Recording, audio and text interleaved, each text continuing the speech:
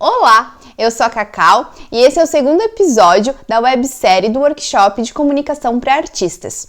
E hoje a gente vai falar um pouquinho sobre fotos, imagens. Eu acho que todos nós hoje temos todas as ferramentas para fazer boas fotos. A gente nunca vai desmerecer uma câmera profissional, né? Um fotógrafo num episódio, né? No audiovisual e num espetáculo de dança, de teatro, ele sempre é muito interessante. Mas nós conseguimos produzir conteúdos muito interessantes com os nossos próprios celulares. E independente de qual marca, de qual modelo a gente for utilizar, é possível sim ter fotos de qualidade. O que a gente precisa se atentar para que a gente consiga elevar essa qualidade, né? Por exemplo, se a gente vai fotografar para stories somente, para fazer conteúdo para stories, a grande maioria dos celulares já tem o formato para stories. Quando a gente vai fotografar com o celular, é muito importante a gente se atentar a fotografar na câmera do celular e não diretamente no Instagram. Por quê? Porque o Instagram, ele já fotografa com a foto compactada, ou seja, ele já diminui a qualidade da foto para facilitar para a própria rede social. Então, quando a gente quer uma foto de qualidade, a gente precisa fotografar na câmera do celular. Claro, se a gente quiser utilizar um filtro específico, fazer um efeito, alguma coisa assim, a gente pode filmar e fotografar diretamente na rede social.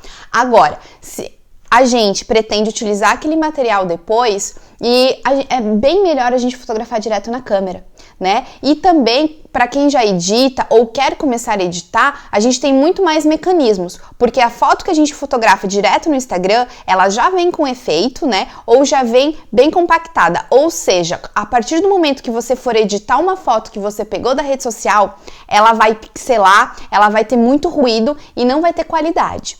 Então, essa é a primeira dica. Então, quando a gente for fotografar na câmera, a primeira dica é: limpe a câmera do celular. Porque a gente tá sempre com o celular na mão, os nossos dedos são sempre engordurados, então isso às vezes fala: nossa, minha câmera não tá boa, ou parece que a foto tem um blur, né? Parece que tá embaçada. É sempre gordura, né? Ou pó. Então é sempre importante dar essa limpadinha porque ajuda muito. Outra coisa é a gente se atentar aos ângulos. Muitas vezes a gente fotografa de uma forma só. Tem gente que fotografa sempre com o celular assim. E tem gente que sempre fotografa com o celular muito reto. E não necessariamente precisa ser reto, né? A gente pode brincar com o plongé e com o contra-plongé. Quando a gente faz o contra-plongé, geralmente a gente engrandece o objeto ou a pessoa que a gente vai fotografar, né? Então a gente consegue trazer status para aquilo que a gente está fotografando. A gente pode colocar potencialidade nisso. E isso já modifica completamente. Então, muitas vezes, o ângulo, a posição, né, a disposição na câmera, a gente não precisa fotografar sempre com a pessoa no meio, ou objeto no meio. Existe uma coisa na fotografia chamada regra de 3/3, que faz com que a gente pense em outros posicionamentos que são agradáveis aos olhos humanos e que facilitam o entendimento da foto. Traz mais poética, traz mais estética, né? Conceito estético e dá ideia. Então a gente consegue contar uma história por uma foto. Às vezes a gente vê uma foto, gosta dela e não entende o porquê. Provavelmente é um ângulo, né, que a pessoa fotografou e que já mudou tudo. Uma dica que eu posso dar para vocês: na dúvida, não fotografe torto. Por quê?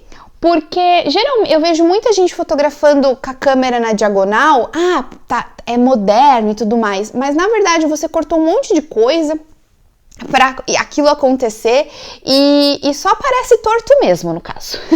Então é muito interessante, fotografa no formato correto e depois você utilizar da forma como você achar melhor. Às vezes quando a gente fotografa algo no modo flat, né, que é bem de cima, então eu vou fotografar, por exemplo, a minha mão bem de cima, talvez seja muito interessante uma foto na diagonal neste caso. Mas aí eu vou testar vários ângulos e aí eu posso também fazer deixar na diagonal na edição. Mas na dúvida, não fotografe torto. Vai por mim. E outra coisa que a gente precisa pensar muito, quando tem muita gente, né, a gente sempre fotografa no modo paisagem. E aí a gente vai postar no Stories e acontece o quê? Acontece que fica aquela borda lá, cheia de espaço que não é necessário, porque a gente não fotografou para o Stories. Por mais que tenha 30 pessoas, tenha recuo para fotografar e aí já fotografe no modo retrato, ou seja, no modo vertical. Por quê? Porque você vai postar nos Stories e no momento que você postar nos Stories você vai se arrepender de ter fotografado no modo paisagem, né, no modo horizontal. Então, sempre a minha dica é fotografe no modo horizontal, caso queira postar no feed, e também no modo vertical, porque você vai postar nos stories. E caso não deu, a outra pessoa fotografou, existem alguns aplicativos, que eu vou dar uma dica no próximo episódio, que aí você pode encaixar de um formato muito legal, bonito, né? E que também já vai suprir essa necessidade. Certo? Então aqui foram algumas dicas rápidas que aplicadas já são uma mão na roda para o nosso dia a dia. Então, até o próximo episódio!